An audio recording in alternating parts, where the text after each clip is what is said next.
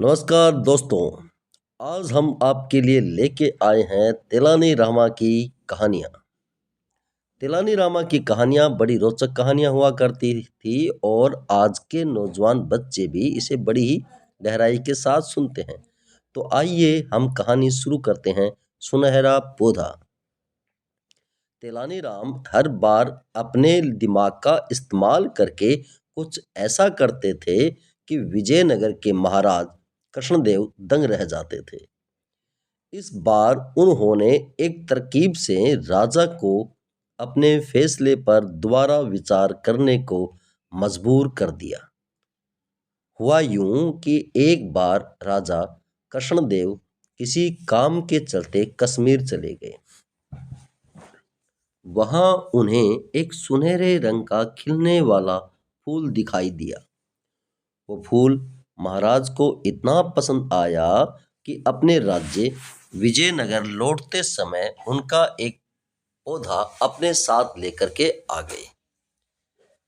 महल पहुंचते ही उन्होंने माली को बुलाया। माली के आते ही महाराज ने उनसे कहा, देखो, इस पौधे को हमारे बगीचे में कोई ऐसी जगह लगाना कि मैं इसे अपने कमरे से रोज देख सकूं। इसमें सुनहरे रंग के फूल खिलेंगे जो मुझे काफी पसंद है। इस पौधे का काफी ख्याल रखना है। अगर इसे कुछ भी हुआ तो तुम्हें प्राण दंड मिल सकता है। माली ने सिर हिलाते हुए राजा से पौधा ले लिया और उनके कमरे से दिखाई देने वाली जगह में लगा दिया। दिन रात माली उस फूल का खूब ख्याल रखता था। दिन जैसे ही बीतते गए उसमें सुनहरे फूल खिलने लगे। रोज राजा उठते ही सबसे पहले उसे देखते और फिर दरबार में आ जाते थे। अगर किसी दिन राजा को महल से बाहर जाना होता तो उस फूल को न देख पाने के लिए उनका मन दुखी हो जाता था। एक दिन जब राजा सुबह उस फूल को देखने के लिए अपनी खिड़की पर आए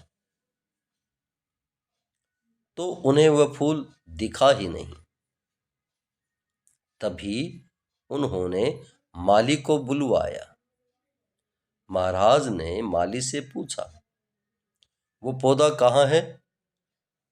मुझे उसके फूल क्यों दिखाई नहीं दे रहे?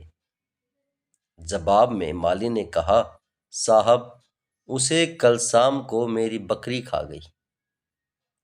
इस बात को सुनते ही उनका गुस्सा सातवें आसमान पर पहुंच गया और उन्होंने सीधे राजमाली को 2 दिन की मौत की सजा सुना दी। तभी वहां सैनिक आए और उसे जेल में डाल दिया।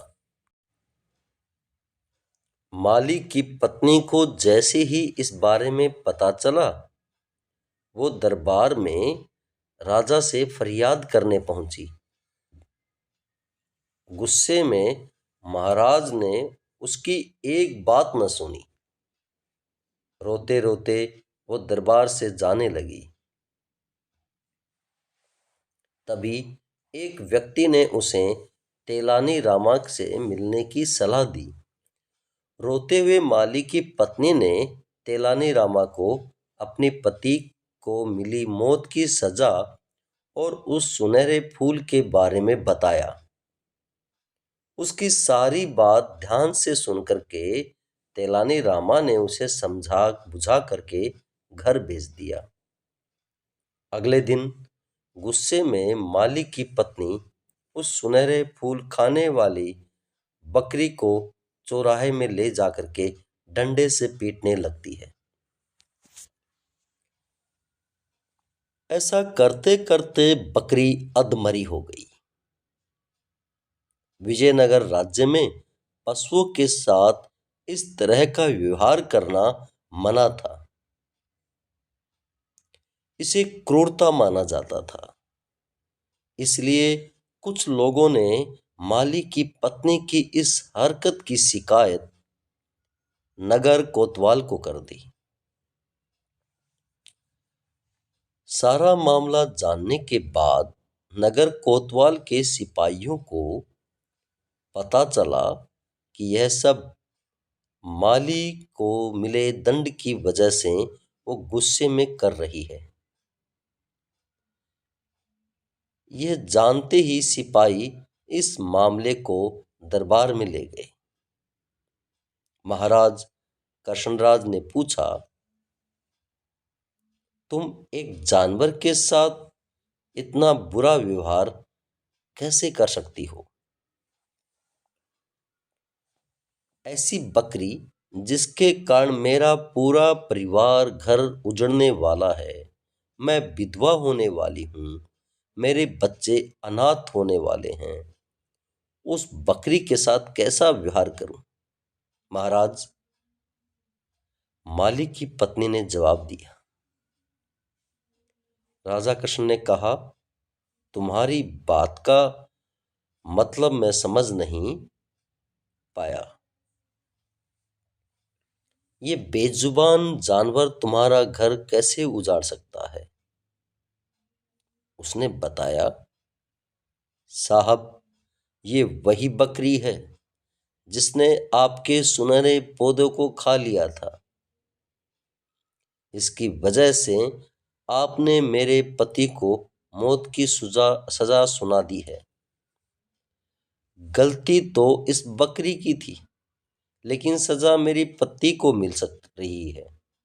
सजा असल में इस बकरी को मिलनी चाहिए।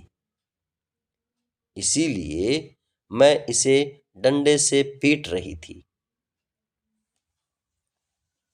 अब महाराज को ये बात समझ आ गई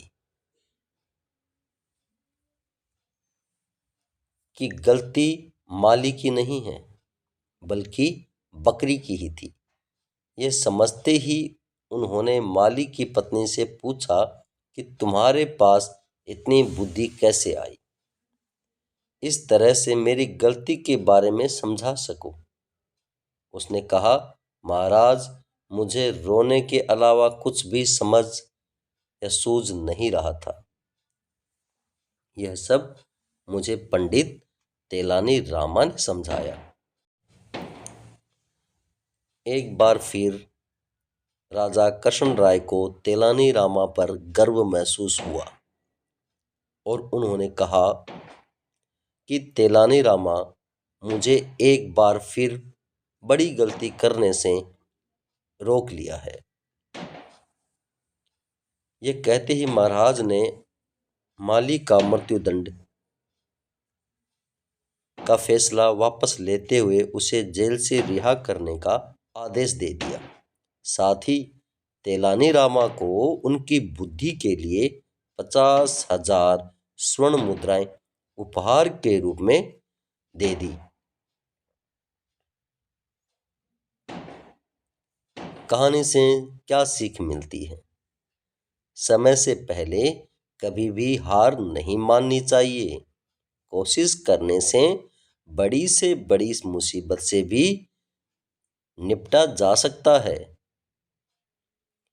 तो हमें उम्मीद है दोस्तों, आप भी जब कोई समस्या आपके सामने होगी तो उसे बहुत जल्द और आसानी से छुटकारा पा सकते हो। ऐसे ही रोचक कहानियों के लिए हमारे साथ जुड़े रहें।